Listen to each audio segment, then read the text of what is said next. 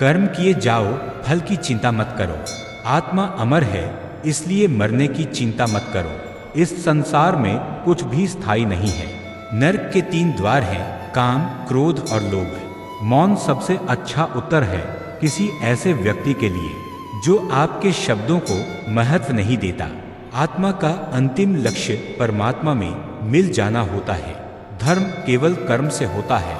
कर्म के बिना धर्म की कोई परिभाषा ही नहीं है। अहंकार करने पर मनुष्य की प्रतिष्ठा, वंश, वैभव ये तीनों ही समाप्त हो जाते हैं। सत्य कभी नष्ट नहीं हो सकता। अच्छा करने से नहीं डरना चाहिए। समय कभी नहीं रुकता। आज यदि बुरा चल रहा है तो कल अवश्य अच्छा आएगा। आप केवल निस्वार्थ भाव से कर्म कीजिए, केवल वही आपके हाथ में है। धर्म कर्म से होता है, कर्म के बिना धर्म की कोई परिभाषा नहीं है। मैं श्रेष्ठ हूँ यह आत्मविश्वास है, लेकिन सिर्फ मैं ही श्रेष्ठ हूँ यह अहंकार है।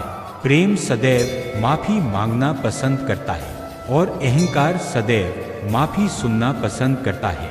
जो मार्ग ईश्वर ने आपके लिए खोला है उसे कभी भी कोई बंद नहीं कर सकता।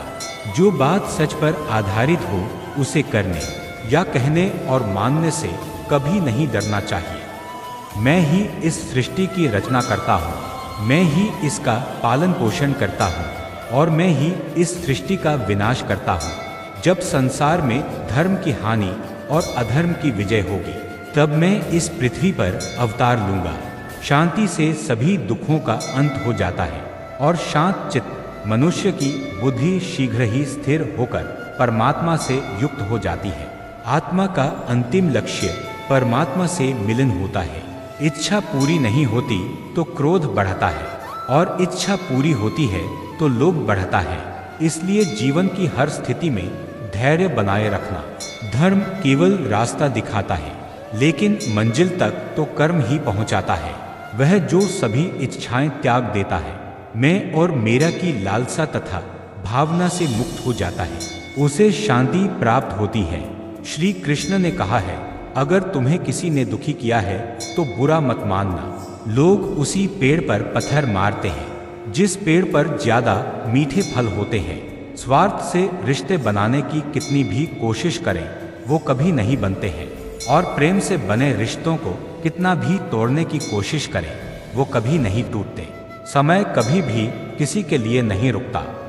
यदि मनुष्य शिक्षा से पहले संस्कार, व्यापार से पहले व्यवहार और भगवान से पहले माता पिता को पहचान ले तो जीवन में कभी कोई कठिनाई नहीं आएगी।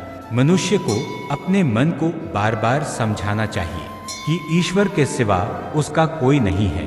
मनुष्य को हर परिस्थिति में शांत और धीरज बनाए रखना चाहिए, क्योंकि यही उसे महानता की ओर ले जाता है। जो अपने मन को मोह माया से दूर रखता है वही सच्चे सुख का अनुभव करता है। विषयों का चिंतन करने से विषयों की आसक्ति होती है, आसक्ति से इच्छा उत्पन्न होती है और इच्छा से क्रोध होता है, क्रोध से सम्मोहन और अविवेक उत्पन्न होता है। जो कुछ हुआ अच्छे के लिए हुआ, जो हो रहा है अच्छे के लिए हो रहा है, जो होगा वह भी अच्छे के लिए ही होगा। मेरे लिए न कोई घृणित है और न ही कोई प्रिय, न कोई निर्धन है और न ही कोई धनी। बस जो भक्ति भाव के साथ मुझे याद करते हैं मैं उनका हूँ और वो मेरे। आप वही हैं जिसमें आप विश्वास करते हैं। आप वह बन जाते हैं जो आप मानते हैं। स्वयं पर विश्वास रखो, क्योंकि आत्मविश्वास से ही असंभव भी संभव हो जाता है। अगर तुम अपना कल्याण करना चाहते हो तो सभी तरह के उपदेशों, सभी धर्मों को छोड़कर मेरी शरण में आ जाओ। मैं तुम्हें मुक्ति प्रदान करूंगा।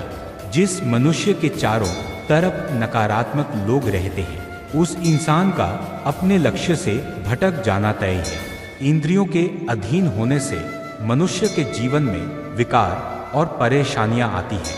सुख दुख का आना जाना सर्दी गर्मी के आने जाने के जैसा ही है, इसलिए इन्हें सहन करना सीखना ही उचित है। निर्बलता अवश्य ईश्वर देता है, परंतु मर्यादा मनुष्य का मन खुद निर्माण करता है। जीवन में वाणी को संयम में रखना अनिवार्य है, क्योंकि वाणी से दिए हुए घाव कभी भरे नहीं जा सकते। मनुष्य उसके लिए शोक करता है जो शोक करने के योग्य नहीं है और फिर भी ज्ञान की बातें करता है। बुद्धिमान व्यक्ति ना जीवित और ना ही मृत व्यक्ति के लिए शोक करते हैं। मैं हमेशा तुम्हारे साथ और तुम्हारे आसपास रहता हूँ, चाहे तुम कुछ भी कर रहे हो। जो हुआ अच्छा हुआ, जो होगा अच्छा होगा। स्वयं को मुझ पर छोड़ दो, अपने कर्म पर ध्यान दो। कर्म ऐसा जो स्वार्थ रहित पाप रहित हो।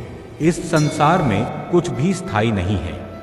जीवन में समय चाहे जैसा भी हो, परिवार के साथ रहो। सुख हो तो बढ़ जाता है और दुख हो तो बंट जाता है।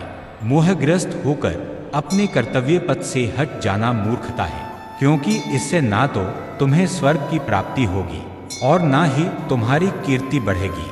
श्री कृष्ण जी कहते हैं कि सत्संग ईश्वर की कृपा से मिलता है, परंतु कुसंगति में पड़ना मनुष्य के अपने ही हाथों में होता है।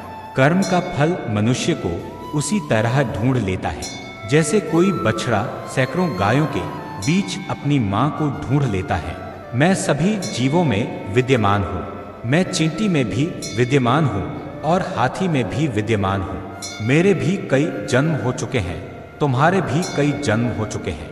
ना तो मेरा अंतिम जन्म है और ना यह तुम्हारा अंतिम जन्म है।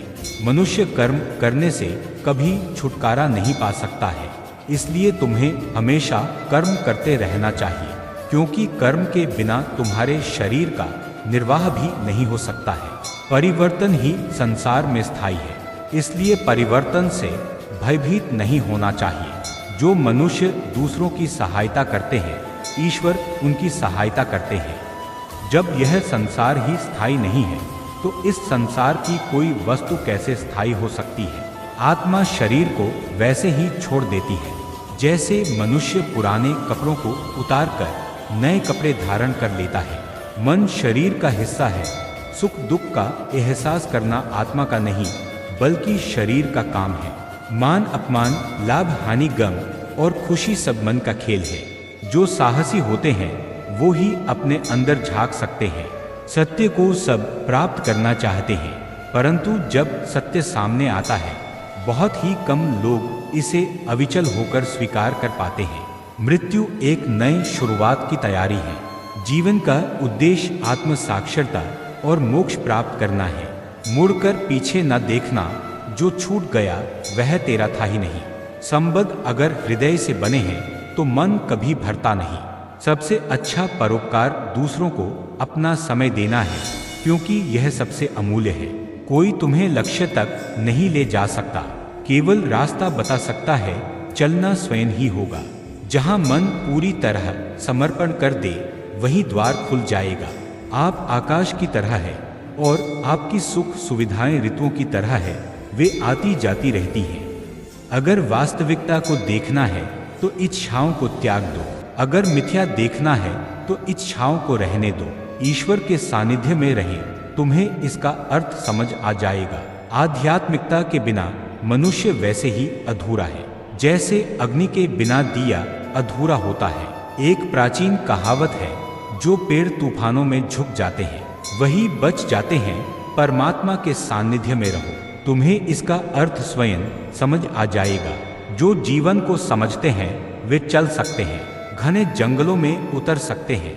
युद्धभूमि में बिना शस्त्र और कवच के शत्रु या जंगली जानवर उनका कुछ नहीं बिगाड़ सकते हैं, क्योंकि वे जानते हैं कि जीवन केवल शरीर तक ही सीमित नहीं है। जीवन एक उतार चढ़ाव का खेल है।